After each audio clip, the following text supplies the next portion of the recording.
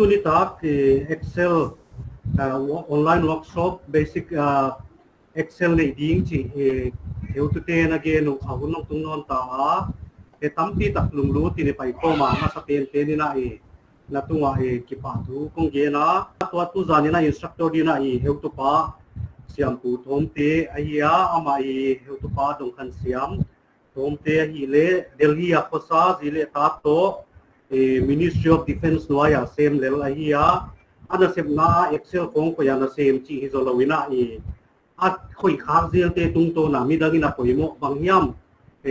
a basic pay ma in sung nu le pa te kong in family budget kong bang che bangan manage di hok pai lam ta ka report kem di ai ke le dukan neo chik bol te kong in bang che dana ni tengin de ta imu te le pot te chiam te di to bang te kong i track thei na di ai ke le sak tuam kong a thei sia ki khol lo wa audit na kong le sakayom khak changa calculator kong to number mu tengi cha calculator total cha hi to sanga na I data teng cha enter a atop na bang che banga total kong a ol samzu de wa le mu thei di chi da ni na a basic pen ma abul pen ma ki pan de ki ya tu nyal pai hom te ken khatai le advance tak anathi ma advance ai sang advance zo kong na na la me tu bang a mai thi to tia di na tu ni ta ki na no la me tan ki tung lo mai thi hi chi ki sa sak ma sa a bul pen ma ki pat so mi hi ya bang ma thi lo bang out ki tri ta ki hil to dek a bul pan dek season 1 chi ya tu abana asang zo advance zo de kong poi mo to le to te season 2 chi ya ma bana heu tu ten ông ngày to diwa to ma tu ni ta kai de le basic pen ma ide hi chi iki hilmasa ida tuina instructor ding heu tu pas yang Thomte tunga hunte pekadi ki pa hoi iki zam namun khen kha da hi sa le tam ta kum ni le toy ki hil de da nai le akwa pi ma athi lo da na mi sa phot di ka hi Microsoft Excel kha powerful lo ma mai a subject le vast lo engine hi lag di cha kha kilin sim cha ta hi alang ambang le ki om chat khol lo hu cha kha banga feedback tam pyong min chen ya hi le chi kha ngum zia ka kha hu che le a basic pen mai ki pan ni chidana kha tu nong kila hiya apoi mo dan jirina mabana kha advance zoi pathia le puchina panto le han mo hoi dina taging ta Excel thi hun na zia ka dang tang na te kha tu nia kha na dang tang na te kha hung ki thoi dam som hi zoloina na dang tang na te kha be lap som ki zo da na hi puchi banga dang tang nai ni tu zela le en ason di dan YouTube khong Google khong mo puchi zon thi da nom zo i zia kina chidan hi tuna screen kung share dia ke zat kha Microsoft Office 2013 na hiya 2016 version ni le nom diwa akibang kim kholet ke dia hileleng atamzo kha 95% kong chu kibang dia hi older version hi na newer version hi talele mo kibang bek dina taking atamzo kibang bek dia hi khen khat kha akibang logic jek chongom di yai lu che na hi hi chi atam ta khung do ka hi bleng wa book bang ai ke family budget ai ki le te ke tor chi khong ai te kha yai te loi for a template sa ama bol sa hi hi tung di te bang in chu yu ta le ya te ke tor chi na tor ga pai le ha wana family budget ya sa ten leng formula khen kha ti thi lo te khong kha a formula ko dan kha kian thei je la hi ti dia ken kha to he deng work si tang pan di ka hi ya nai tu le ka screen neu din ka jing ta hoi ja kina a view kung hi lian dinga hi chu kung hi lian dia hi kha Excel hi tu nei de pian kha chi ma bai na athei nai lo het dan athei nai het lo dan na ikitri phot dia mo ki Excel kha rows and columns nge na di ma hi rows le column column pen khai ta le rows pen khai ya ngi dia row idea tama hi bangza ta komai dia aro bangai ki le column bangza ta komai dia chi thei nuwa ma le ya la kam yek le ha ya atunga ya la kam ki gel dia hi ai ti ka cursor ka koi chai na kha ya ka koi na mun ka active chi nai mai chin ku to ai ti kha a cell sel kichia sel 1 2 kichina pai web dia a boy huai lua bel om di ni ging ta ki dia eloi na izat tam pi kha Microsoft Word lai gel na di china le kha til dang dang te hiai tu malama kar paita lam le kha paita ina hi te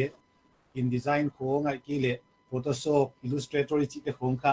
any ki download to min chena tam pi hiai Microsoft Office te kha ivalia ki pana program mong chau na pia ku ka tam zo le sim maya computer ini ya le hiai tom ki le chu bang ma ki thei tuan lo di chi ngai dan ki nei te izia kina an om sa vek a hiya izat di dan kha a hiai kha dor kai te khong le tu lai na azang tam ma ma wa chi le dor kai ten tu lai na ina teli bang a ha za tua a huai lo te na Microsoft Excel zang le tam pi om lai oi manina a huai te dia bang le ki zen ma ma calculation ba bai sam mon chi zia kina izat tu da na ki nga hiya bang mai gel mai na Excel izat mai na Excel zang de ki saka le chu na hi dina thi chet nga ya hiya banga na hi som bang calculation hi som chi thei chian le chena huwa ki pana kha i bang khat i thili di te kha ki chian mi da na hiya uchi lo pi ai cha zat som tok chi te khai thei mok lo wai zia kina khen khat te na igian tak sa ma bai na family budget bol dekin bang chidana bol di ai ki le bangza ken khakata sum bangza mukhia in bangza khakata jang ni chi te khong mo awai te khong kha ena ingai tu na da na ilung simang kilang saw me lanu china bol le hang bai sam din ka ging ta tuna til gen di leta mina tam de ja chu Excel khatam pio ma hi ya i banga ken khatte na VLOOKUP khong again wa ai ki le pivot pivot table khong ai ki le micro hina visual basic hitale tilta batam oma izia kina huai teng teng kha tu ne hi lodin calculation ken kana kisat khol khen khat e hi dia huai zo chiang ina ya tua iodin note te khong mi sa te ni na hi ai bang chi da na hi wa chi ti tho le nau china zo le hang ka chia tamung il thel lo de kai manina awai te khai ki thei sang masa hian lan i zat di dan tang pi tun hei laka bi takina hiai kha calculation na dia hoi chi da na hiya table bang le table ka chi chu ai 2:2 chi te khong bang le bai sam ta ka hi thia hiya le number bang le cha drag ka hi thei ven mo gen ta de hiya 1 2 tan ka gela le chu ai khang na ma ka pai suk swal ka gi le hi chin drag na nga aban banang pai mai hiya awai lo na 2:2 bang 2 4 chi kan bang gel le excel na ka 2:2 te kha sim sum mai hiya tu kala 3 bang hi ta ka le 6 chi bang hi ta le pia ban banang pai ya ai pian ka hi thei chia tu kalamena aksalwa hi lo i manina mon hi che i gela le khang pai su kin hu chi lo a formula chi te kha atuam to ma hi a formula kha hi le formula gel che is equal to ki gel tan pin chin tu dei bang gel den den len yo a he la khong dong mo hu chia kha hi nuam pian ena i di chi na ya oi ja ki ni chin pili le tam pyong pai dei manina example kong la dinga ama sa penin bang hi le hoi dio chi kha ka ngai to na nguma hiai okay chin gel serial number name ai ki le hua chi bang mo address chi ham address bang mga pulmo lai de he bana okay awai mai na hiai kong podiatric khat mo siam lian chi kong hiya ai pi gel kha ta gom nuam ka hiya ai pin kha sorry ya hi talen kon katin ne ta mo iya le chang pai mai chin ya hi din koma ya hi no vai che close ni che siam lian ti khong dong mai mo i gel khel khen khat bang le chi lo wa kha le la ka Siampu ti bang ki min bang get ai pin kha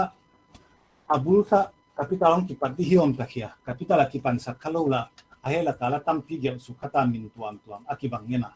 gel su kha kai chianga kha hiai pin kha khat be thu a khi kha ut kai zia kina agel dan dik takina proper rangom dia le jai click in le kale jang do ka ya ai pen kha ka ki bang ni de le chu ya kai su le len chong ki ba ni ki bang su ki mai mo ki bang ka chi chu capital ang ki pan a hoi lo capital lo abul ka capital ang ki pan ave ka kha capital a om ni ka de le kha hak sa lo chi kang pai the de ya ya upper mo in ai din close bracket ile ti dan mo cha kha i ai kha a powerful dan ki hil pothian lan kena kana kisak khol khen khata oma ai presentation mang ve siam un yun ni thaku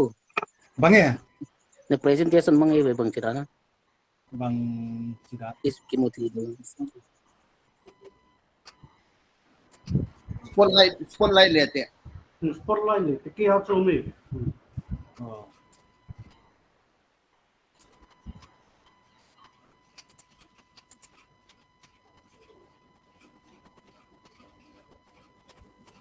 ha imu thei ja tu mo i một thể gen nu bang tam sin chin kina va si mo le dama ki he hu sima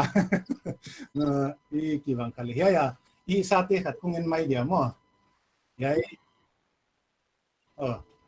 acha i ya khen khat kana tom ko ma oma yai kung hi lian dia chia kha min tam pi ka gele marks a hiai kha mga exam khata khama khitale mo a hiai kha ka gel nuam khata la ya dan khat kha minimum mark le maximum mark chi bang mo ya ka gel dia a ja wel a percent din che hoi ta kai jam thina dina name hi tale ya serial number ang pain a hiai kha namu the screen hi một thể huchilo i mai kha mute chale off chale mo ai kha minimum ma 45 chika subject nga kha 45 hisap kai chu den je ai ka hi jen na kha abang khalle khol kia i a formatting on bol dek zual ka hi a total chi te loi mo maximum kha zakat ngenong hi binga ai kha khat bi gel na ka le to ki bangai le chu che hi no ya draka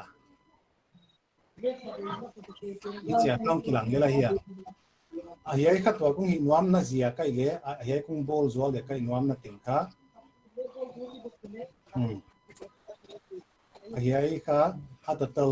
ki nuam kai zia kina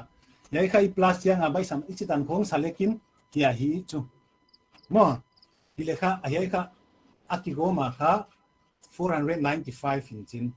to na gel pe ma te kha ya mang khatang dog dia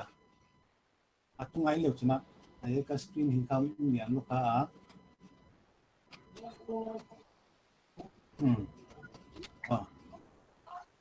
ya a formula kha hi mai ai chu sum c3 is to m3 mo hai pe na hin ja kai kala khian nom cha kha escape ki khong ken kam ek se ka ai pen a tol anu ai pot ki bang sa puti ja ya lai su le len ai za tol hi mai mo chi dan in chin te na kung hi nuam pe nai le cha tua kha ka scroll chang a kha atuma ki gel na pen mu lo ni ve wai mo ai pe le kung mars dia ya kung marsin awai ja subject teng bang le bol support i chai hin cha khamang ai chu ai pen bang subject ka chi kha ki thein wam a chi le ai pen chu chemistry zia ka kha u che le ya la ka cursor ko ina ai aviu ka pain bang khat free spain hong i phol leng ma free spain hi nga cha pai cha wa khamang no lo wai chu a subject te che thi ve ta ka hi ai kha a setting on bol nuam ka ya atotolin awai mai na atotol dan i bol to de hi ten kha wa atotol number the nuam ka zia kina ai pen kha ai ten ba plus do no lo wa le kha hi thei ve ka hi ai pen a koina ya anwa ya wa cross ngom hi ven sin kai suklen ama atotol kha hi chiang dong mai hi ai ten kha tua atol ya tua kha scroll chang ale manglo awai chai number pen khan ni tan ke a serial number kha 1 2 3 4 ayai kha merit wise sam pai nai lo hi a number is in kung ye pho de den chang a yu le hi thak dina student som ni le kwa a mark su entry ball ka hi chi banga entry bowling a chi le tua hi no pen khatai le tua kai zol la le kha hiai amin te loi kha abul kha capital a ki pan loi chu a formatting bol nuam zolinga chi le hiai la ka insert hidin then I dan do a proper te loi jang zol mo ya then proper chin hi mai leng le a hiai la ka amana na suggest sound min ken ya hi ya you let enter me gi mai hay kha you tun me chin kai su vek leng tua adi ka ngom di hi le hi kha to kung hi nuam kha aboi huai na kha to ma hi aziak bel a hi ya amin dik ta ka ki pan na kha aki derive nai chi dia ma huai kha hi yang ki pan nai chu a hi pen dili mok leng la example na hi pen dili leng a hi mang je lai chu amin khan ni om mok mo au di chang kha ka boi na kha veng tuan lo ai chu ka boi na veng tuan lo ai zia ka ayai aben na dina copy paste taling le copy na paste mok le ko hiama paste len chang na dina ya an no kung paste mok dia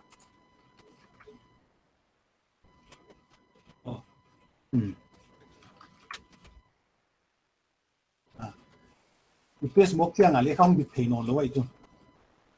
khong bit thei no lo zia kha bang dai lo chin en kha a for copy chi kha til tam pio ma he la ka en leo china copy kha hi lo paste chi chiang a mo i paste no chiang a kha a format kia le copy thei a text kia le copy thei a wai cha a values kia le copy thei in chen a wai ja ka tua kena ichina ba ilamina control c tua kha copy mo hiai sumang paste di kai chu ka paste chena hiai la ka lu dia ya paste special hi na ya kha value click in ichin paste le wa khang dik dei tun ayai te bang la khileng le poinon lo au chi ja ka ayai ka bol pen kha formatting kha isu phei zo kin ayai pe ya hin phei zo hoi zo changa ai pe le sorry ai pe le ya hin phei zo kin ayai pen vili mai ho aminong dan de lo kai ja kin jai azia chu ka va gel tunga kin lo kai cha capital letter bang le jang khalo kai changa ni cha kha khek su jung mai aban bana mo ban bana khek su kin chile chang dikta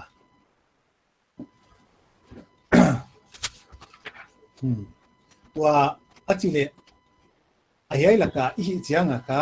pe khatina tadiam chi kha ne awai pen den chen kong hin dia awai pen den che gen dina ikin dekhiam pdf I convert dek changa kha dik didan te kha den chena kung gen thak dia ayai pen kha yai ta nang zo som ka hiya awai lo na a folder kha yu le kha ichin select kina kamau se zathak sima keyboard to kung pang dia table bang le ya hitale yu ta le kha ayai a table kha ya omi le ichin hi len mu tuam vek maya hi tua kha ithili ten kha akung kilang veka yai to kisai to no pungjen jen dio kati chu ayai to kisaya bangyam awai hu chitale banga chidi chidan dum diam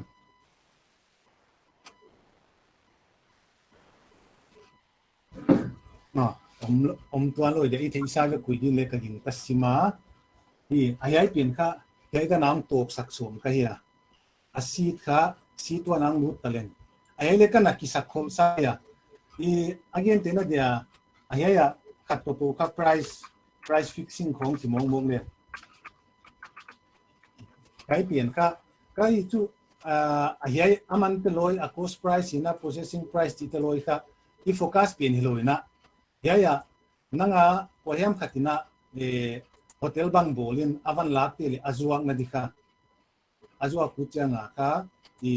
บางจาจวกที่ขัดจีเทียวจริงๆผู้จีเลยอปาร์เซนก็เจอเลยไว้ขัด calculator ที่เสียงไงหรือว่าไอ้ใกล้ซาเป็นอะไรเหลวจินะไอ้เปลี่ยนค่าทำมา cost price สิตะเลไอ้เปลี่ยนค่า processing price สิตะเลprocessing ก็จีเจงินะบางtransportation คงเลยไว้เอาไปเลยนะ assumption เด็กก็ยินนะเฮียไอ้เปลี่ยนค่า grand total จริงๆไว้ grand total ละคิดปนนะคะ 5% คงจวกนัวไม่เลยเฮีย5% ค่ะจวกที่ได้จุผู้เจเลย 5% ค่ะ 4.9 พาไอ้เป็นบางสิ่งดิตัวน่ะไอ้ที่คง delete back พอดีตัวค่ะ NE นกค่ะ 5% เป็นอะไรนัวมีเสียกินเฮีย is equal to เกลินไอ้ค่ะ5% จริงๆมองเลยลงไปเฮีย 5% into เป็นค่ะ star ที่สั่งมาเฮีย star into 5% of 95 ahiya ya enter mi le chang dik mai mo ave ka ngom ko mai dena hiya program pin kana za chai ya ka ave kaung kilang mai hiya achi le hiya ka without GST ka chia without GST le chu is equal to ai dan chi neo mai hiya yai me din wai zo cha plus ko din yai pin mi non mai le chang kilang mai hiya hu che le GST bangom sak di ta le GST का 12% is equal to 12% of 99 enter จะ apply จะเอามั้ง GST ขยายจริง including GST ค่ะเดินอะไรได้นะยายที่เกี่ยว plus นนดีไหมอ่ะเสียไม่น่าเซลเทนนฮิเลียนเจ็กเดียมหุ่นเดียมหุ่นเนี่ยที่คงอีพอเลยbeginner เปลี่ยนมาเฮียกินอะไรสิมั่งกินโลเดียมตรงปานไหนจะกินอะไรกินสิมเฮียวโอ้ยหลายเสียมเดียว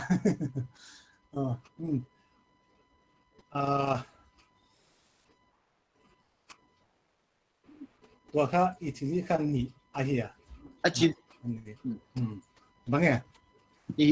บางอีกยายที่กี่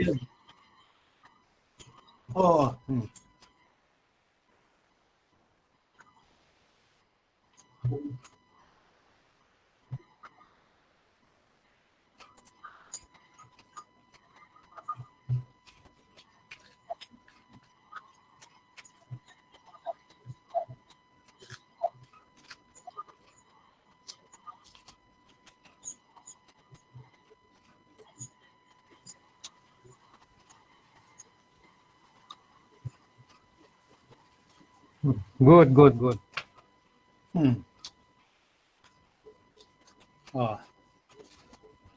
ไอ้ที่จุดจะ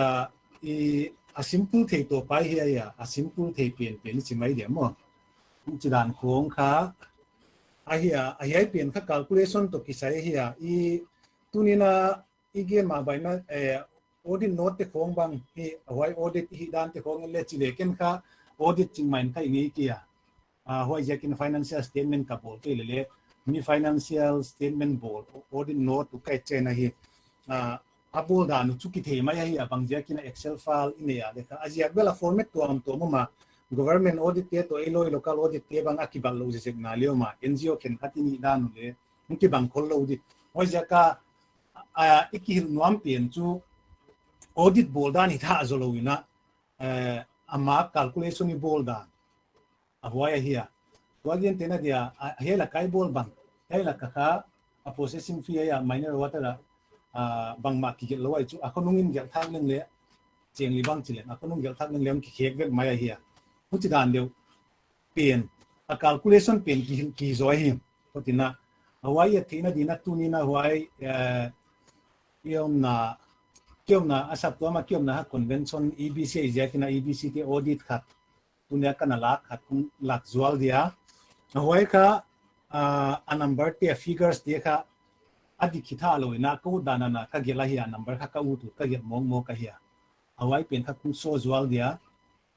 มี calculation บอกด้านที่เสียมนั่นดีเลยนะมั่วที่เสียมนั่นดีเลยนะบนหัวบ้านอาบ้านไปเรื่องกันเชียไอ้เปลี่ยนค่ะ ตัว BYFT audit here akum jale u jaja ka gel mong mo ka here a price tele actually thalo mo ai ka enleu china internal ra ki muza ka ya gelun chin ai number pen ko yang lak su ko chi le kha bang chi thei di ai pen double click le china ai pen plus wai chu mo ai pen plus su kun chin atung la maung gelu chi man twin chin amasa abul chiang wa internal pen kha blank sakun blank sakun ai number ti gel masawai mai number te ong gel le ai ya ndo mai chin tunai le china ai bang ki mu chiang thi lo ya mo MT 2020 video from TBS UC kitchen ayai pen bang na mu chen be nuam le chu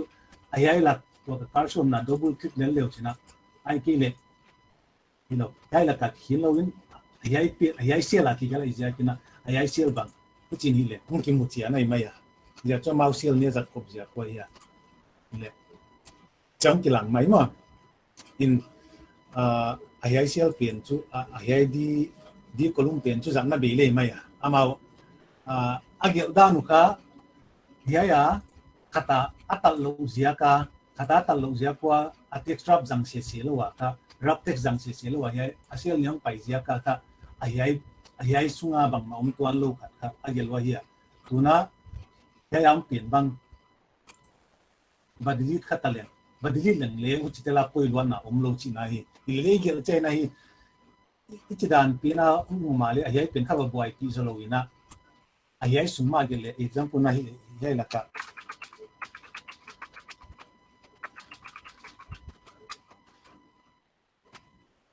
dan chin asial khata talo ayang hilele ayai sial pen gele chin waya hu de gele chin akat penong mangai chumo mangma kim the tuan lo ayai pen kha na table ichilama akizan saulwa tale kizan saulwa na sakale kha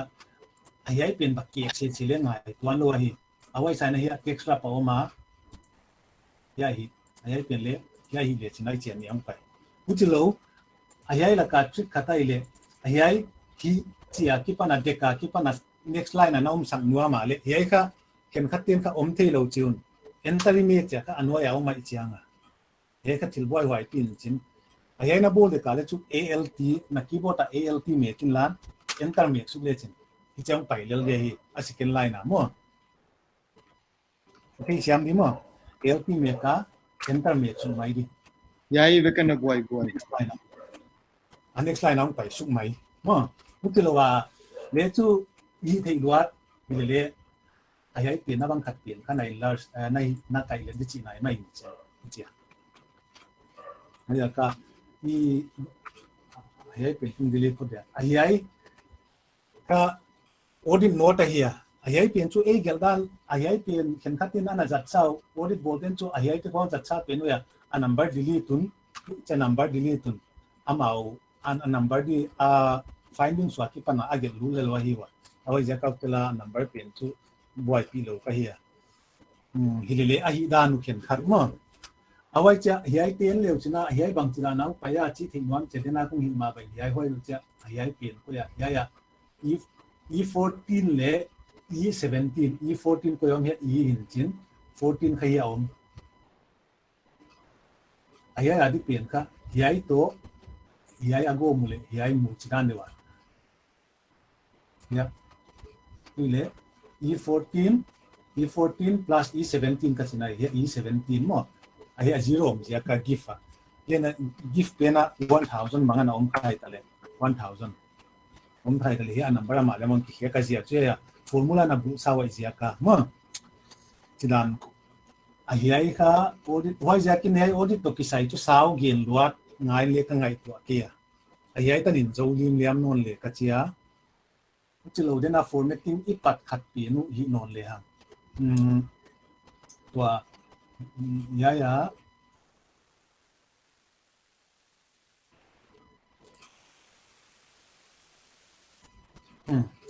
ayai ka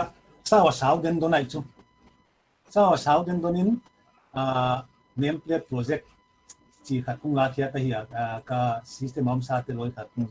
ngai ai 2001 ko kung khia khiam de achi le ai pen mang ka hin chale jamang zel ai chu jamang zel mang je lai zia ka dina ka chi ma banga hi pen kha freeze phot le ya freeze le hung mang non freeze den kanan freeze kha cha mang non loi mai achi le ai pen tua abang khadan a formatting ki zwale ka chia na sel non hi lian non diam jam oleที่ตันก็ไอ้เป็นข้าคงมาร์ชเดียมาร์ชเซ็นเตอร์คงคุยเดียเอาไว้จะไอ้ข้าเนียมตลอยข้าอาโบลาอมใส่เจ้ากินะเจ้าข้าตัวข้างไปจริงอาชีพไอ้เป็นข้าพรินเด็กยามเลจินะไอ้ข้านัมเบอร์ตั้มตั้มเฮียคอนโทรลดาวน์เนโรเล271ตันจริงนับพรินอะไรชุบเปียกกระตาตลอดดิจินไล่จูอาเปียงนี่นั่นเลยไอ้เตดอกสันนวมในเจ้าข้าไอ้ที่เกี่ยวดอกสังนวมมุทีเลยไว้ข้าบังจิบดิไอ้เป็นข้า formatting ที่ดีฮะไว้นับวันนั้นเดียข้าpage setup ลูดเนี่ย page layout อ่ะมุทีนะโม page layout อ่ะยี่กัดคลิกอ่ะอะไรบ้างนะไอ้ดาวน์โหลดขัดกินเมียก็มาคู่เลยไอ้เป็นคลิกเล็กกับบุตรเทียอาชีเลยไอ้ข้าpaper size ข้า letter ที่สังเกต landscape ข้าportraiting กันเดีย portraiting คงเค้กเดียไอ้ตั้งเอ็นคนนี้จวลินะเยี่ยตาเล็กท่าจิเล็กก็อีละคำกี่ตาเล็กอีกทีเล็กจิตาน้ำกี่ตาอีกชั่วโมงเปียกค่ะยัยตั้งวาลสักหลายก็อีกชั่วยัยตั้งหนาค่ะเปียกเปิดขัดจริงจริงเอาไว้จะก็กู้ตาเล็กไอ้ยัยเปลี่ยนเนี้ยก็สักกาเล็กเปียกขัดตามดีนะกิโลมดีนะว่าอัตโตกันกี่ช่วงนึงเล็กปุ๋ยแล้วว่าฮิจมาตัวอย่างนี้ตัวนับเป็นพรีวิวอะไรล่ะก็เห็นสิ่งเลย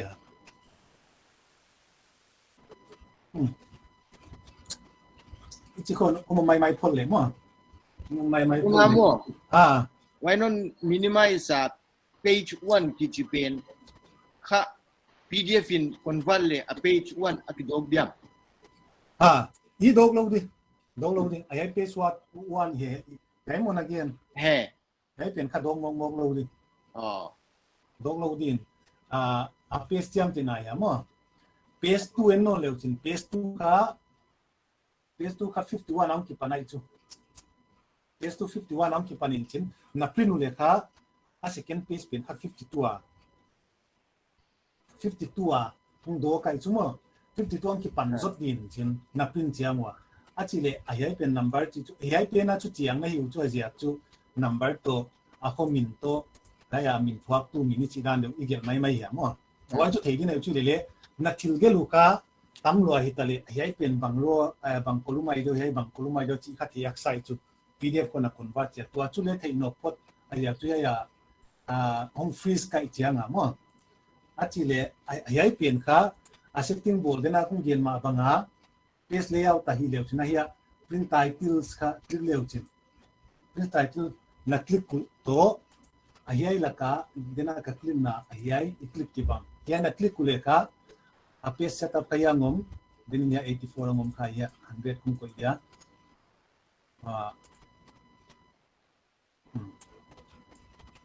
page kung bo thak zo lo hey tong dik tai chuma dena wai abalom ka chi piไอ้บางเล่หลักล้วนๆนะจุเล่ที่จีน่าฮีที่อากาศที่ไม่เล่เพียสกับไทยจังมันไม่ฮีตัวเดินอาตะเกียนเป็นคงฮีตัดเหี้ยจังมันมั่ว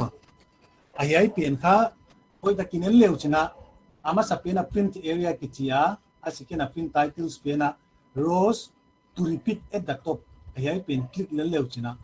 ยูตาเล่นักคลิกคูดเกี่ยวเลยที่นักการสโตร์ไปเลี้ยวเลี้ยกี่บางดิมั้งนักคลิกนัวมูเล่ไอ้คลิกดินยัยที่เกี่ยวค่ะจัดเตียลสุกไก่จู่จัดเตียลินอาชีพเลยมุไปตามมั้ง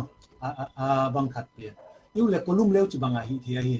มุจิโลวาเล่อาฮิด้านนังขัดตุมลายคงดีเลยเดียยาการสโตร์ก็คุยยัยที่เกี่ยวที่จีบิเลยยาคิดลงกี่บางทุ่มมั้งกี่บางไอ้บะเมียกโลวาเล่กี่บางอาฮิเอาไว้จุดเจ้าหน้าค่ะpage number ก็อีกวัน page number เป็นค่ะ footer ค่ะยัยหินจิน ยูเล่เฮดาร์บางอย่างนะที่ยู confidential บางอย่างไม่เล่อาตุงอะไรเฮดาร์กิลาค่ะอะไรอย่างเซ็นเตอร์ยามาโนตุตุกันเถอะมั้งยันเตเลยค่ะ confidential ที่เขียนเลย confidential ให้เป็นน่ะวินวัมโนนุเลยค่ะอาบอลเฮียมันน่ะเก็บน้ำมูลเฮียเอโอเมซูเอเฮียอมดินเนี่ยค่ะนับฟอนลูกค่ะเฮียเตียลเทเฮียเตียลไว้จะบอลไว้จะ12ฟ้าเจ้าหิมั้งเจ้าหิเลนเนี่ยโอเคบอลินตัวค่ะนับฟุตเตอร์หินนับฟุตเตอร์ว่าเฮีย confidential ลงไอ้เล่เฮียฮิลงนาเฮดารุกัชินาฮินาเฮดารุอาทิตย์ฟุตเตอร์ค่ะเพจนัมเบอร์เกี่ยวกับว่าจะค่ะcustom footer ง่ายเลยค่ะสักกี่อ่ะเฮียมีเอกเลนเพจ1 of ไว้ส่วนมากกูไม่ชูมั้งเพจ1 of 1ไว้สุดเจ้าเฮียโอเคคลิกมั้งโอเคคลิกไม่นะเฮีย print preview เอ็นตะเลยหังตัวกับโบสาตินะ print preview เอ็นเลยหังที่จะ print preview องดอกดิน้ำมันเที่ยวมั้งprint preview ไอ้เฮียเป็นค่ะ page number 1นะเฮียเฮียอัตัวค่ะ page 1 of 7กี่เกี่ยวมั้งsecond page เลี้ยวจีเนี่ย second page ค่ะ second page เฮีย name plate project เฮียจำได้ enlarge ที่อ่ะมัน enlarge ดิ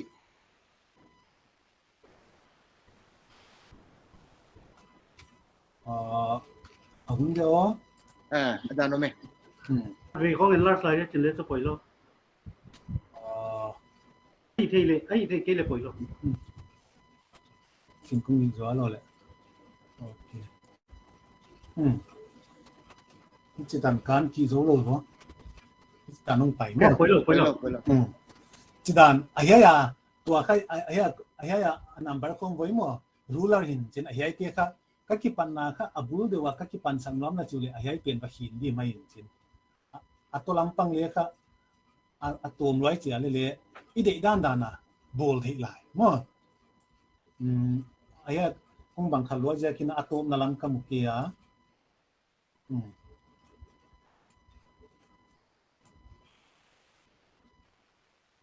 ะตัวลำเลยไอ้เหี้ยเอาไว้ยังละก็ยูเลยสถานีคิดเลยจน49ตันลงไปได้ชุเอาไว้เปลี่ยนชื่อเด็กด้านน่ะเปลี่ยนผิวอะไรโบลที่นอนมั้งจริงตุนคงละเขียตัวค่ะไอ้เหี้ยเนี่ยตัวจูไอ้เหี้ยตุ้งตะเกียบจงกิลังดีไงจูยังกิลังด้านมาขนมค่ะเป็นข้าวโบลที่ไอ้เหี้ยเปลี่ยนค่ะตุน PDF นะ convert เลย PDF ก็ convert เด็กใจนะคะตัวเลยอะไร Acrobat ตัวมาเขียนค่ะใน system จัดดุมจุยนะเหี้ย Acrobat ตัวเราโปรเลี้ยมเดียร์เอาไว้เปลี่ยนจูโน่software ที่เดียมา Microsoft version น่าจะด้าน0ไว้เดียเป็นขยายค่ะตัวค่ะ PDF ก็ create ไอ้เหี้ยเลย create ที่นะเอาไว้เราเลยเฮียบางคัดไฟล์รูปดินเฮียค่ะ save as PDF ยังไอ้เกี่ยวกับ export เฮียมั้งเขียนคัดเฮีย save as Adobe PDF Adobe PDFขลุ่มไม่เท่เกี่ยวกับเฮีย save to save asดีไอ้เกี่ยวกับ export ดีจริงๆไอ้เป็นคัดเขียนคัดจัดเช็ค export ของกระจังเช็คไอ้ create PDF กิจทัวร์เฮียจะคัด PDF create กันจู่ไอ้เป็นคัดได้ด้านน่ะentry worksheet mo kay di kile bang banga kay di chipe ay kile selection part mo kile bang awai pen ka awai jo cha aya ka convert to pdf ku cha ka pdf ka convert di chi dana hi ite siam jo ma ku chi le then print preview kong lakdana pdf ang kilang di chi siam lom do hi ya ken khat kan boy set tua kha i amin zo name mobile number kwa ya mo tuna name kwa mobile number jinwam leng khat between ka wai kalam jang kheng thiam ayai pin ya mo ayai la ka abai sampien chu ken kana zadan sek chu bangkhat yai la ka ayai name zo di kai sianga mo ahel la ka kolum ka insert chuk se ka che insert tinga ya la kai ja selekin ya pen kai ja batu api mai ki we na holo mu pai ahel ya tunga akimars na pen ka vai kha ya ki pan dia mo ที่จะเวกาสเล็กที่จะก็ว่ากีชุกคนบางเลยเห็นใจจะกายหัวไอ้ชุเอาไว้บางเลยขัดบีทั่วที่นวมเบกกายเลยค่ะya aku aki pana idin control shift ya direction kia ka anwai lam pang pin no direction kia anwai lam down Hero mark pen. เปลี่ยนถ้าเบรกใกล้สุดมีกินอะไรเปลี่ยนให้จากก่อนเลยอะที่จะตัวอะไรนึงอะไรเปลี่ยนจู่เลยตัว delete ใกล้สุดจังไปไหมมั้งให้อังกิซุยเวกอังกิซุยเวกินจินเอาไว้จะจังอะไรอันมินเตบังเลย alphabetical order อะ arrange ที่อะไรเอาไว้ alphabetical order arrange เช่นยูเลยค่ะที่น่าใกล้ด้านไหนนะอะไรเปลี่ยน control shift เลยdown arrow เปลี่ยนทำเมฆที่จุว่าค่ะ select เวกอะไรค่ะ sort ตัวมา sort บางเลยค่ะเฮีย A to Z เฮียคิดว่าน่า Z ตั้งไอ้กี่เลย Z to A กี่ชิ้นแล้วมินที่นี่ customer เลี้ยงทิ้งมั้งไว้ช่วยด้านนั้นได้เล็กๆค่ะA to Z sort นวมใกล้จุอย่า sort ติงอะไรค่ะตัว dialog box ค่ะท่องดูกินจริงอะไรเปลี่ยนครับปุ่ยมั่วเฮียเขียนคัดเตะค่ะdefault setting ค่ะอะไรของกี่ขากาเลจุเฮียอันเตะกี่ alphabetical order ของกี่คนดินจริงไอ้akuว่าเตะเลยอัน number เตะดิ้งนอนดูดิมั่วว่าจะค่ะเฮียค่ะ expand the selection selection เป็นกี่ expand ไหมมั่วมันจะเรียก sort แบบเล่นตัวใครจะไปยังจุ in alphabetical order ของไปจริงบางไปเลย serial number serial number ค่ะ MS Word ดานะเฮียบางnumbering เตะค่ะบางไปโคโลอีเสียค่ะเฮียจู1 2เสียค่ะเดน่าใกล้ดานะค่ะอันว่าเฮียจะ drag สุดดิเฮีย drag สุดบางเลยจะใกล้ร้อยสักเลยจูเฮียจะคุยdouble click สุดเลยอันนี้กังกี่ดีไหมโอเคเฮียพวกสังเกต double click ไหมดีมั้งอันนี้กังกี่สุดไหมจริงเอาไว้ละค่ะตัวอะไรเปลี่ยนค่ะอามินนู่นเลยakuเอากี่บางเนี่ยนะอีจากค่ะกับฟิลเตอร์ที่ดีด้านน้ำเลยจะฟิลเตอร์คงหิวเด็กเลยว่าอีจากเดน่ามาร์กชีตคงเปียกเปลี่ยนมั้งมาร์กชีตคงเปียกเปลี่ยนนะคะบางขัดกี่บอลส่วนเลยฟิลเตอร์มั้งฟิลเตอร์ที่น่าดีนะเอาไว้เปลี่ยนข้างหลักส่วนกันเลยอะไรหินกันที่ชีตตัวมั้งอะไรเปลี่ยนถ้าตัวเอ็นค่ะเดน่ามาคุเปียกเปลี่ยนค่ะอะไรสุดอัจฉริอะไรค่ะ merit wise merit wise arrange นวมใครตะวันเนี่ย number 1อะไรเปลี่ยนค่ะ marks สิเวียนเนี่ย marks ที่เขียนที่นั่นเดี๋ยวนะเฮียcolor คงเขียนเดี๋ยวเฮีย color เขียนมาค่ะอะไรคงสั่งเลยมั่วสั่งจริงๆอะไรหน่วยละมาที่ค่ะ merit wise ค่ะ arrange นวมมิงอ่ะนี่จะอะไรก็จุดว่า select ที่ใครจุดเรียกจะกลายเราโดนไอ้เจ้าง่ะค่ะเฮียเปลี่ยนค่ะ control shift เลยนี่จะ direction ที่ down เป็นเมฆชุดเวลินอามาเลยไม่จะ select ที่นี่เฮียเปลี่ยนค่ะเฮีย sort ไปโน่นตะเลงค่ะ smallest to largest มั้งเกี่ยดีค่ะตัวค่ะ largest to smallest เฮีย expand อามาตรงกี่บางอย่างเช่น expand เลยเฮียเปลี่ยนตัวตรงกี่บางเด็กมั้งเอาไว้จะค่ะเฮียเปลี่ยนค่ะตัวค่ะ meritสินวมตาใครจุ merit ที่ง่ายเลยเฮียmerit ไอ้เรื่องนั้นมันกี่บางโลเดน่ากัดที่บางเฮีย1 2กันเลยล่ะครับจะ select สุกะเฮีย double click สุดเล่นmerit เปลี่ยนตัวอังดิบตามmerit 1 2จังไปไอ้เรื่องนี้นะเฮียเปลี่ยนก็ว่า select ค่ะอันว่ายังงมเจนนี่เขาก็ selection บอลนะครับตุ้งเอาเดียเฮียเอาไว้เปลี่ยนตัวจิตานี่ก็ไอ้ด้านนี้ก็ได้กี่เลยคุณดีกินไม่ดีเดี๋ยวนี้ก็ select ค่ะไว้จะกำมาเลยคงที่ sort ค่ะตัวข้า sorting จังบอลินอาจิเลกาเลกวยามขัดตินข้างดงนวลใต้จูอาจิเล chemistry มีบางใจนะ70 and above อามัวจีงดงนวลใต้จู chemistry มั้ง chemistry ค่ะสมสกิเลอัตุงลำมุดเต็มมีบางจะอาภาจีข้างองดงไว้จูอาจิเลไว้เปลี่ยนค่ะยานี่ทุ่มจากก็ว่าสิ่งสร้างค่ะฟิลเตอร์เล่นยาฟิลเตอร์นั่นดีค่ะ ayah lah kamu ni oma ya dena short kacina ka ya filter kiciya mo awai ka filter tiang atu la ka filter nuam na ka bang ka cursor ko kahia active sela mo ya data kung hiso dia data ya filter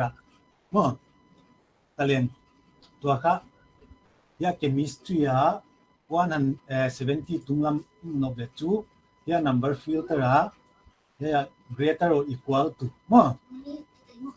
ya hilen ayang do kai is greater or equal to ka 70 gel mo 70 gelin ya click talen tua 70 tunglam do ka bangzau ma le ayai pen ka number tua na sim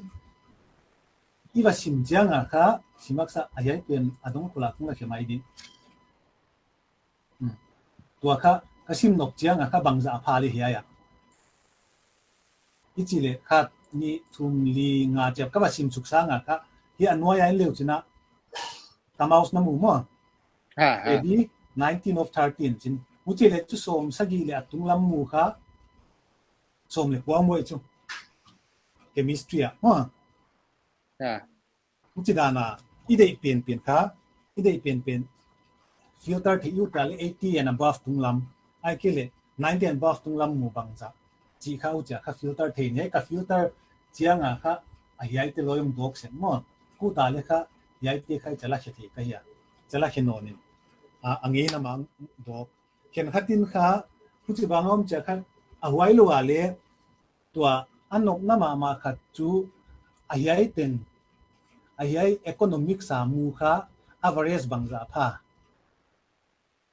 average zong yi chu mo ichi le kha average zong among mu zau average mo ya among mu average mo to ka select ting kha student som ni le kwai chu hin chin ai pian ka ba ya khata na omai chu ya no ya ka cursor na mudia ma kamaus cursor count 29 mo count 29 fine average ka 65.172 mo 17 na sim thei 17 fine hiai teng kha cover plus lo wale hiai laka anwaya sum agoma ka 1890 pha ai pen tu thei lal mo chu lo wale chu hiai pen le chu gom thei lo hi le kung gom ke chi man thui phon mo chidan mujana filter the hi chi kilna dan hian lan I awai lo khat a hiai tu kisai bang hiam khat hi khang lom deu siang kachang ka na dau chim te mo wai te nin nun gen khai te kin de wa ya kana buai kem se wa min bang min sawa saw khatong om tua mai dok lo te kha bang chidana line nia boli wai line kai lo bang hi le he ya kung dia mo to kha a hiai kha a number te kham amin te kha dok vek lo ai chu mo I do vek sakul le chu a hiai teng saleka chini o mai chu saleka kha rap text ya mo rap text cha me ka kha line yang mai chu hi le hiai line yang wong pen kha dei lo ki wai zia chu a hiai pen ka ba kai ngai te si mai cha a wai kha kala space som lo ichanga ka ama mai na default la ana select ko mai chu puchilo wale ayai zo swan jing ki chi ba jing chi anwai ong get le chi ka de le chu dena ka gen ma bang lt chame ka ong chat ti kai chu le atunga ti le chu mai cha khat khata ka bol ngai thu ai chu awai khat khata ka bol sang in chu dena ka hi pen kha dena text up pen hi che se lo ina mo ayai la ayai ki ka ya a b om voi mo ya b le si ki ka la line pen kha double click len ama le ma kha ade kang suwa ki mai asau pentan waya I mean sau pentan akolo ma malam ang kya jadi chini dan ni asau pentan ma le mang kya just di mai dan a formatting ai aziap chu I one pen kha calculations le yai a formatting hin chin a basic pen ma lut photi zia kina mo awai zia ka a formatting ko ngale ki boy bang ti de ki boy khem la ho chik la hi thei le la I thei le ka wa wi thei ke le la bo boy hoi kha chi dan de te kha tu nei so mai zia ka yai ten kong hi tuna atuam deu khat awai cha ka gen khao lu khathia asial bang le mo hi sial pian kha ku le rename the kai chu renaming a price fixing chi mo price fixing chia tei thei hi pian le kha rename the nga marks chi khong hi kai chu awai cha hi architecture no da khen khatin kha hi bang le kha karau te papu le kha kijen se se chu ya hi talen karau te pomma câu dù theo con blue ta mà ai tiền lệ khác cái đó tiếp phải red không có cái chung ai giờ chú nãy xếp tập đặc chia khác Excel sheet đăng như vào hồng sang work sheet đăng mà anh file vào hồng sang khác sheet ta get liền ya sheet ta get liền kí mà ôi rồi chú thu kí bằng mai lệ chỉ là vậy tiếp tuam này liền vậy thì tiếp khát 1 2 3 Thomte bằng này liền PDF in alom cái zoom export thấy điểm export thấy lâu đi tuam to mình export ngay chú dễ lắm mà tuam to cái export apin bằng lệ awai chăng apin setup bằng lệ apin setup kabul to ya sheet tua setup kabul bằng lệ không chỉ bằng lâu ai chú cái khét lại sheet tuam liu leo ngom chỉ ngay về vậy về con đột nút tuần tiếp qua nào phải tuần tiếp qua nào mình chỉ là chưa price fixing thế cái vậy price fixing tiếng avec cái i copy in tiếp tua paste le format trong cái tuam ngút hiểm mo format duy na copy thấy điểm format duy chú copy thấy đây chú tua formula le trong khét tuan đi lấy lâu mo vậy đàn chế bằng paste đi lấy vậy tiếp đi vào bộ tiếng và bộ thắc ghi cái sang in chỉ đàn vậy cả ama sapien na tuna em về here là có mày chú mà ai yong ama tông chỉ bằng ai chú ya ya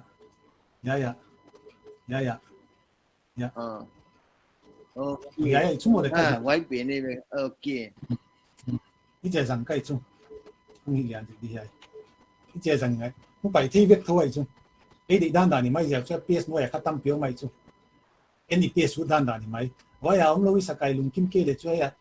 PS special bằng cái gì à cái pan này có phút tiền cái select đi mấy ya chú all cái gì mà vậy cho formula cái đi là formula kia ấy thế không đàn cho cáiตัวcái này all cái gì cái all làm ông cái PS tiền mà ok chỉ ta lấy cũng là khi để hay rồi nè tua tana le zo u chim kai le he la ka khat kon dong zwalo i bang yam ka i mark sheet pena ung lu zwal dile marks pena kha dena i wai min te kha non rep le kha i abang khat aro chi dia asai zong ki kengi vai mo bulang pai polom chi mai ni ta zo lo zia ka wai te kha i andu chiang ali asai ki kheng non tuan lo a thei siminga why in the just done me align row size na thi se na ka gen dan ai ka hi again te dia row size ka ki bang lo ai chu mo le to chu ki bang ma ki bang he le row size pin bang le atwam to ma ai la ki bang lo dan chim phon ni mo ai ka ki bang hi le ki dan na ai pin bang le ka mu che le chu ai row pin ka aki bangin ko imam talen chu ai thi naam thoi chu aya ka format s table ya mo aya pena format namu mo na format ai leng ya ai tai chu na gen mo ai ka ile ya 50 na o mai chu acha aya ka 1 bit ka le ya size pin ka ko pan kai ta zokon gen tak zol ma aya mo le ya format tom voi mo format click din ya ka row hay to mai chu row hay to min ya la ka pina ka number ku ja to ka 50 na chu ya om kini atwa ya ta okay cái anh nói lắm ni luai chỉ là chỗ ai pina mi đi mà mo lại ta ya chang ngom kiet sa si mai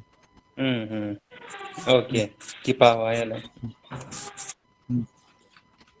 Ai dan takin jin kung ko dia awai lo wale akolum le chu wai chi dan ma bo thei vek mo le to akolum ki bang hello ai ka i ka sale ka le kha dynamic leng dena pin leng kham ki bang hello dei su je la mo kalum pen le bang bang ki lang lo ai chu awai ja ka number ku za za gyo thei mo kai chu 15 gel na dikhya le lo je zen mo dan lu ke kha ena i dei tan tan ale lo le chu abang khat pen a number i decrease dia chi nai mai ma chi tan chi bang hi le adang lai do he la ka poi mo di dang koli dena wai tiep khata pa na tiep khat anon copy a khamo wai ha formula tiep wai lo mo le boy lo we okay boy lo di ai jaga EPS na dekenen dia formula khaya B1 C1 chi khong hi le wai iba PS na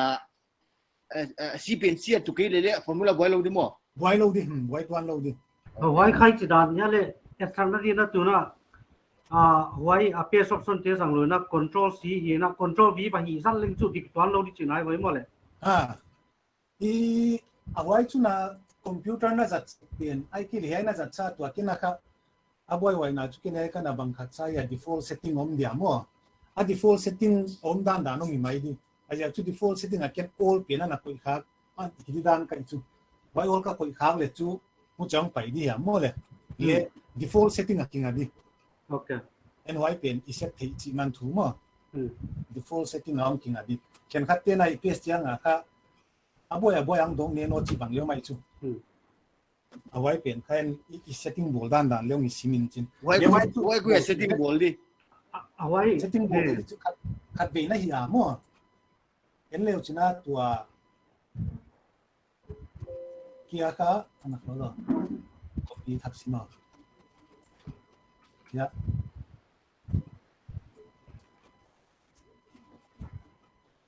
lo wai chu mo le yai kha kia wai jang copy kai chu a setting kha get you all here get you dig back ma ve ya pena mo ana ko de why kha default why default why na hi ge dia mai ke le hi ge lo gi lo hi go okay ana dik ke le label di dan to so idea ki nei ta abul dan tu om back chu hi mo asia tuen hitia iwa hi chianga kha iwa chianga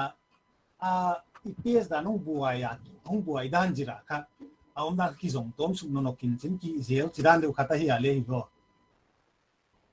lo bang le chiao min chin a formula mang tuan lo chi na nong do tu mo a formula mang tuan lo ama om mam tuai chuai di na chi pen kha i yang ki he tuai chu ken ya wai na ba PS he na PS na mun akolom aro pen poi mo lo wai chu mo le poi mo lo ama le mai chana ki bang khan mai chu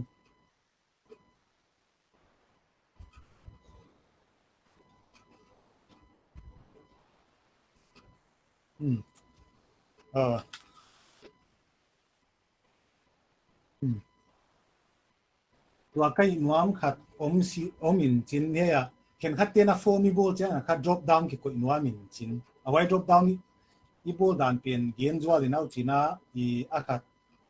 ผู้ที่ตันผมกี่เลยก็จะสิมังสวดสิมาdrop down จีบางเลยมั้ง drop down จีจูagain เตนะเดียเนี่ยมินอายะค่ะหัวya sex ini mah macam marital status gender tinggal le cek mati jan mana gender skill le gender skill đây là cả một buổi sáng ai kia ya Delhi chỉ ngó kia chứ Delhi rồi cả ai biển ai dan khatam piom chuk tai chu ya simpong isu zo de ki man lo de ja kina ai pe na kha male le female de no mi chu cha male ai ki le female chi te ba ge don sa kha ai pe kha ka drop down koi suk le la kha hi thei de drop down koi de cha khai kha data mo data idea ya kha data validation yam din data validation ya click len mo to ha kin kha ana ko alis di kong bol ko di ya la kong koi dia mo ya ka di kha male mo ya kha female ya marital status ka je nuam chu merit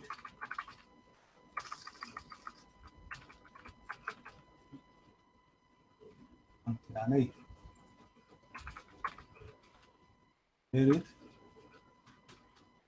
merit chỉ coi cái này ya tua khá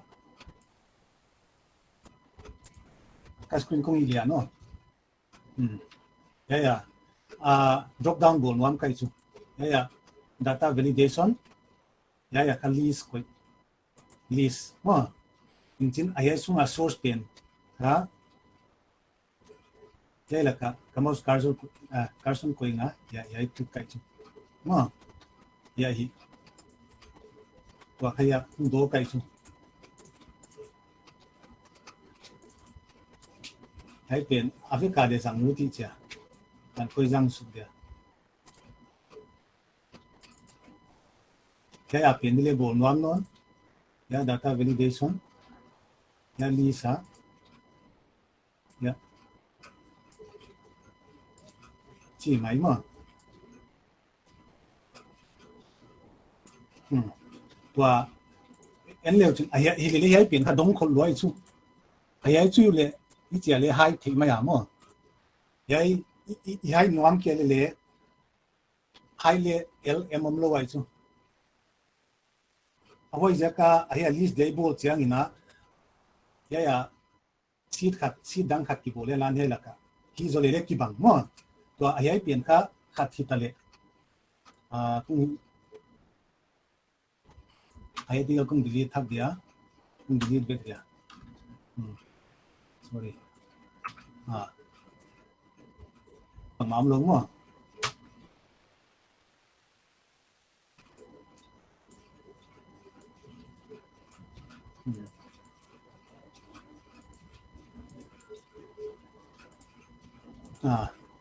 rồi các bằng máu ai biển đến na hai sáng thì na hiai seat tua hiai seat đang ở kiếm số lên miếng female chúng ta lấy việc lại nhé merit unmerit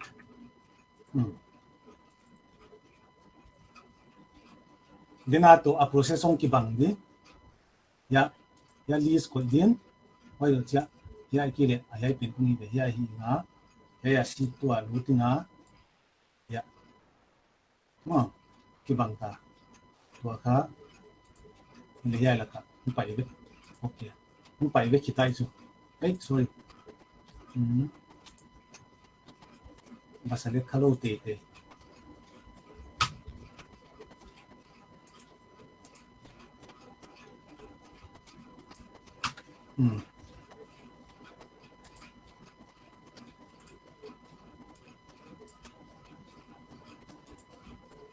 okay ya không phải ta mà hồi giờ cả ấy bên nào sam na chú acid bên hai liệt hồi rồi ya chỉ bên hai liệt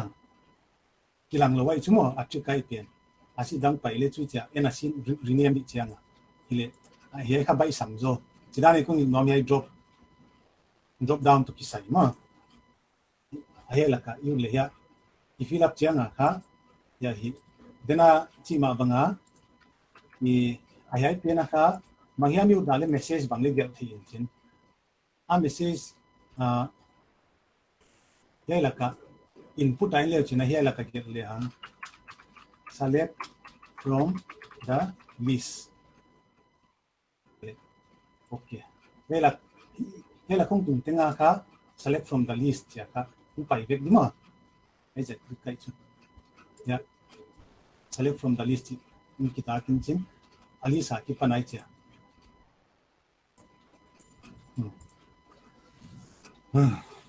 cái tiếng khôi đi cái gì thì xem đôi hay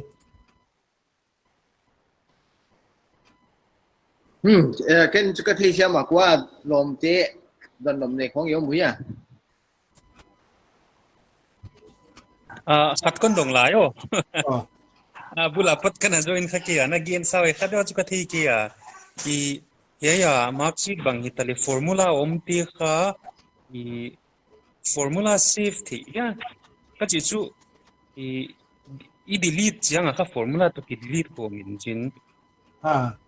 it's another na mo ya alas na pin total na chi bang asam hi mai thei sam formula na za thi mai thei chu mo in chin hi le li wai khian khat tin kha wai asam kha automatic ang pa ye chu khian khat tin kha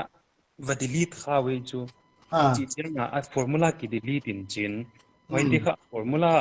save danom ya I edit khak lo udia azia chu a data a input di teng chu wa mark tuam te chu mo ye bang electrical pin chu khoi lo dia I chu oi pin kha save chi chu a protect da lok thì đàn điều lâu đi chu ai ai chu lok thì lâu đi mo yêu ta le formula to ki lok the ya bai formula to lok mai di chu I va khoi non ke di le chu lok mai lok the mo a sheet lockdown chu ka the a sela le lock the mo protected chỉ không mo hi lock thì với cái chu lock sale mo ya okay ha I lock le chu delete khak the lo chi nai chu mo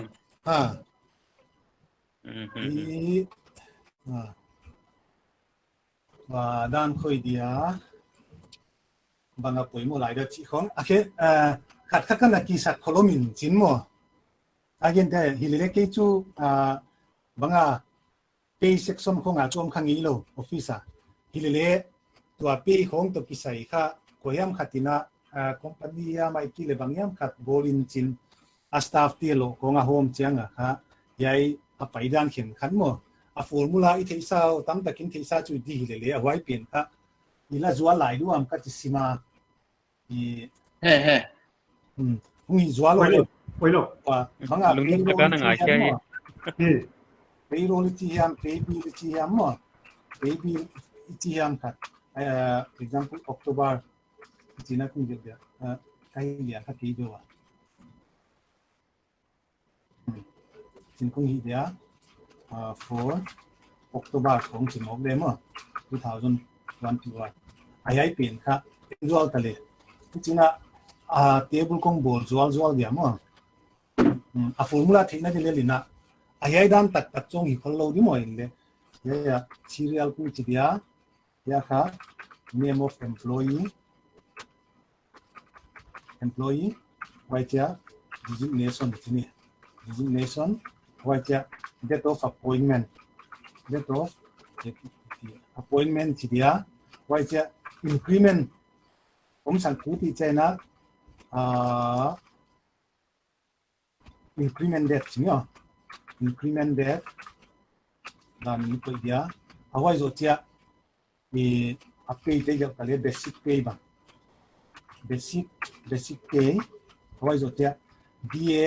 ba ti le ca u tu de allowance ni khan mo allowance kun ti dia allowance ka at 15% kong ti ni at 15% ti dia wai ka a basic ka panong event de ho je pe kha wai chena ya kha annual increment ke nuami chu annual increment at the rate of 2% tini kumpenga pum kha wai te incentive bang kha te na pen nuam de changa incentive chi dia wai zo chena city yam total emolumenity yam mo total tirana mai dia ti tan koi gel ko de den che apoi mo dan din he deduction te gel dia ai kha dan kum hi neu dia serial number chu boy pi ko ki dia den te da ngam bom khong chu mai dia ngam bom ya ku jing khong chi dia kêu thắng dian đâu bây giờ mình ta lệ ai tiền khá deputy manager không chứ deputy manager ayai kha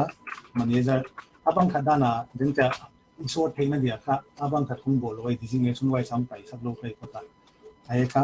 technical assistant kong dia ayai kha sweeper kong di support ayai kha data entry operator kong sini mes dana ngomta achile to ka fill up tu tam lo ade to appointment kha meeting ang tuam de cha ayai pen kha 25th February 2014 na 2014 na appointment ni pe dia ayai kha 22 July 2020 na 20 tale ayai pen kha 01 March 2015 na pe dia abana pen kha September 7 2017 kong sini ayai chu dan ke 1 January 2019 ayai pe kha yet dana kha increment det pen chu ena kum khat china ya mo le ayai pan chu increment kha 1st March 2015 no moving tin wai ja kain khat wai kha 2001 ai ja ka ama increment kha 2001 chini ayai ni bang khan nok pen chu a calculate dana hi ayai pen chu thu tuam hi tale mo ayai penin kha July hi tale August ni khata kha increment ong mudi increment 2021 ayai na 1st April ai na di mo awai zo le akma dikki le nangai siam dia ayai penin kha 01 October 2021 amudi ayai kha 01 February 2021 amudi ayai basic pay kha 30,000 ichi dia ayai pen kha 40,000 ichi dia ayai penin kha 20,000 koi chi dia ayai kha 15,000 pen kha 25,000 kong chi mai mai ni tua allowance pen kha 15% aki ve na achile ayai te bangkhat kha sui de ki ya increment mo increment te le ayai pen chu asui no ang nuwa mai chu allowance pen chu den che annual increment pen ong boy wai di chi man chu wai le kha is equal to dena kai ma banga formula derived is equal to atuan tuam chu om di le abai sam pen chu 15% of basic mo yai ile chi zangum chi zai ta mo ai pen annual te to ki bang kibang ang pai su di china tua kha ayai pe na isu tua increment kha bang chi de ena ayai pa na 14 February a join na increment tu ta na chu a join ka chi changa chu appointment is chu promotion ina bang teng hilele aki bang bek dani ko idia mo wai ta le chu increment pen kha 2004 a ki pa na 21 kha kumbang za lut chi hisab pa kum khata wai za percent che hisab don nga ya chu achile wai hisab don se ngai lo wa hilele tua ayai pa na kha ayai deputy manager in kha 25 a join kha amana kha March ni khata kipana March ni kha 2021 a kipana increment muin March dale February huwa ya kumnon February tan kha increment ong kibang ni ven annual increment ai sia ka awai sia ka ayai pe nai gel chianga kha a formula kai che zong ni chu equal to mo yai I adet pen kha bang khan nom hi sia kina jin kong hi de if error in kong pan dia if error hi om mo if error la paninga awai zo chena dated if capital in kong gel didn't take siam pi kha do dated if mo din awai zo changa kha ayai kha a value di ngomin ayai pen kha date of appointment pen ong pedikai su date of appointment kha hiya mo ayai kha wai zo changa I a date of increment pen ya date of increment then is to hi hin ta date of employment hi hining tua kha any zon nuam kha akumai piak de ja ka yai pen kha y a formula na chiam te theule le poi lo mo y kyong hi kai chu ayai pen kha tua a increment pen a increment tan ni khang calculate ta kai chu yai ta na dik lo hi le a lo di bang jang hi ta y le chu into 2% ai chu ya into 2% only bi waya of bang of basic mole of basic ai le ya ya ka to kwal ta ha kai ka khatong adi lo khatong chi na in chi ai kha dia fan argument ke argument hai la ka adi lo khatong di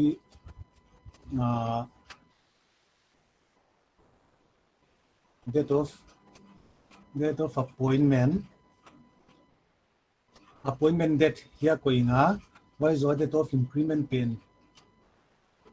ya date of increment here how is it a year pen why is into 2 into 3 here dictate ki ka chi follow kung la khethak dia kung tai thak dia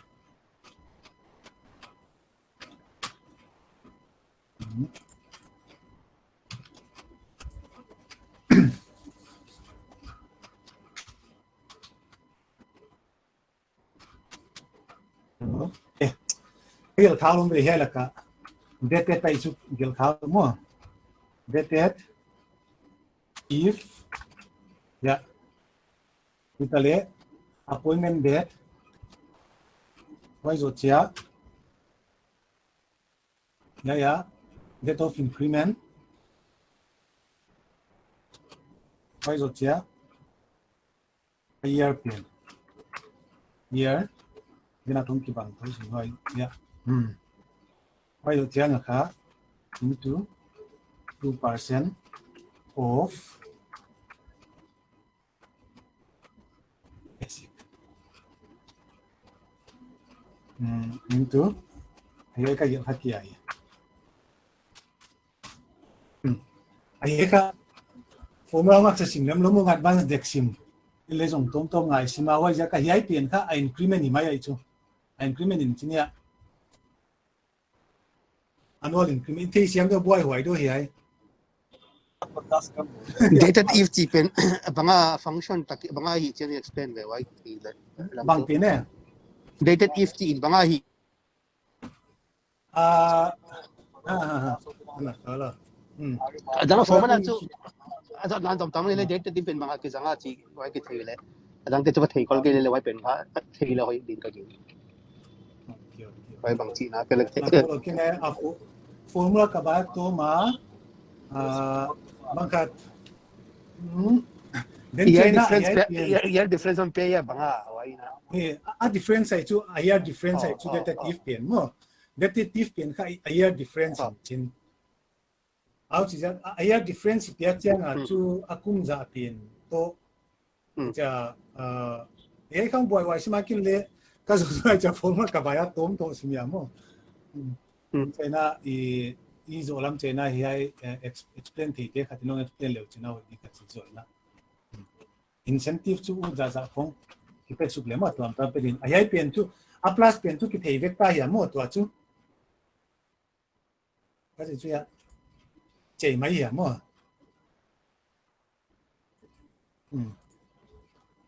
toy gen no pen chu ye la ka increment khong hisab dan ya mo formula ayai tan kung gian dia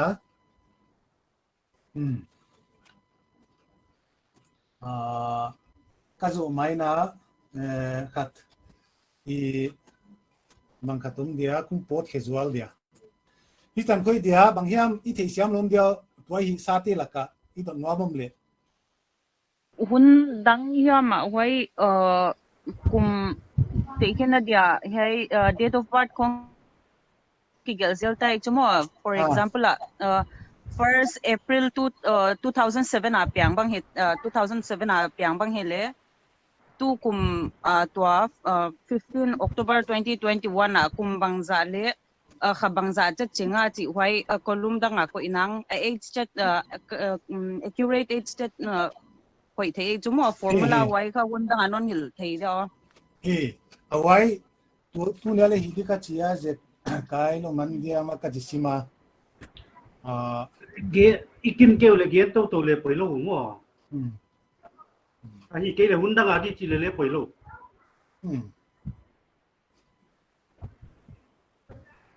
ana kulo le e khat ung sia zual dia mo ai kisai esto kisai ha di omnigo chi mo le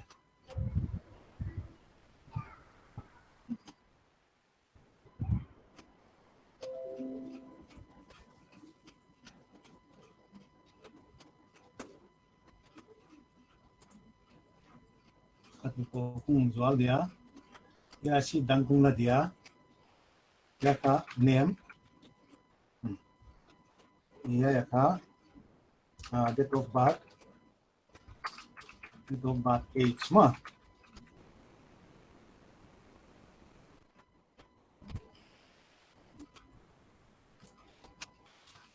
Siam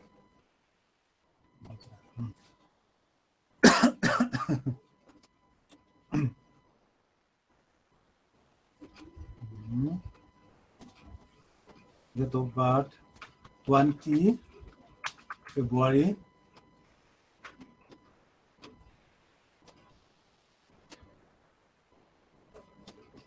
1985 age chumot baison dikha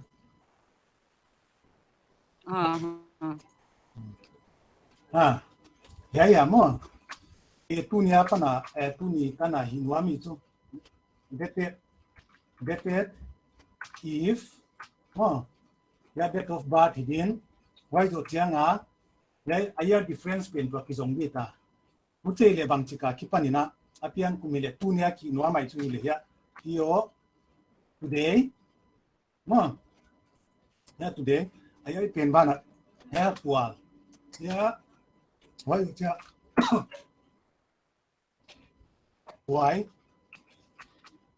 why chi pen ka year here ya ile to 36 years more utilowa